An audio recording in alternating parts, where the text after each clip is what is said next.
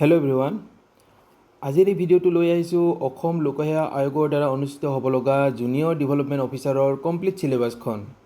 এই চিলেবাছখনত কি কি বিষয়বস্তু সন্নিৱিষ্ট কৰা হৈছে আমি এই ভিডিঅ'ত ডিটেইলছ আলোচনা কৰিম। তাৰ আগতে এই চেনেলটোৰ পৰা যদি আপোনালোকে লাগতিয়াল ইনফৰমেশ্যন লাভ কৰিছে তেতিয়াহ'লে চেনেলটো ছাবস্ক্ৰাইব কৰি দিব, যাতে আগন্তুক দিনত এনেকুৱা ধৰণৰ ইনফৰমেশ্যন লাভ কৰি থাকে সময়ে সময়ে। আৰু লগতে লাইক আৰু শ্বেয়াৰ কৰি দিব, যাতে আন এজনৰো এনেকুৱা ধৰণৰ ইনফৰমেশ্যনবোৰ লাভ কৰাত সুবিধা হয়। আমি আমাৰ জুনিয়ৰ ডেভেলপমেণ্ট অফিচাৰৰ চিলেবাছখনৰ মাজলৈ গৈছোঁ। Syllabus OMR based exam for recruitment to the post of junior development officer in the planning service under transformation and development department. Subject general study MCQ. So exam to MCQ হ'ব। So কি subject দিয়া আছে আমি সাবজেক্টবোৰ চাই ল'ম। তাৰ আগতে mark থাকিব 200 আৰু ডিউৰেশ্যন থাকিব 2 hours। আমি টপিকবোৰৰ মাজলৈ গৈছোঁ।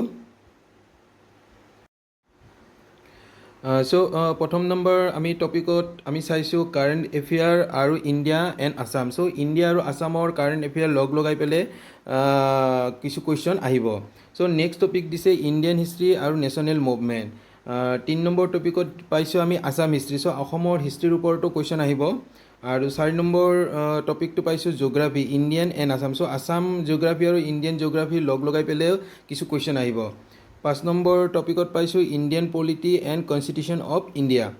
আৰু 6 নম্বৰ টপিকত পাইছোঁ sports, book, author and important people of Assam. 7 number টপিকত আহিছে economic of India and Assam.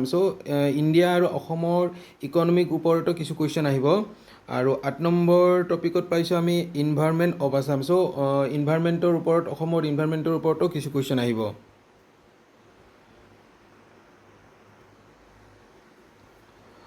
9 number টপিকত পাইছোঁ আমি জেনেৰেল মেণ্টেল এবিলিটি। আৰু 10 নম্বৰ টপিকত পাইছোঁ literature, culture and festival of Assam. অসমৰ ফেষ্টিভেল, কালচাৰ আৰু লিটাৰেচাৰ ওপৰতো কিছু কুৱেশ্যন আহিব।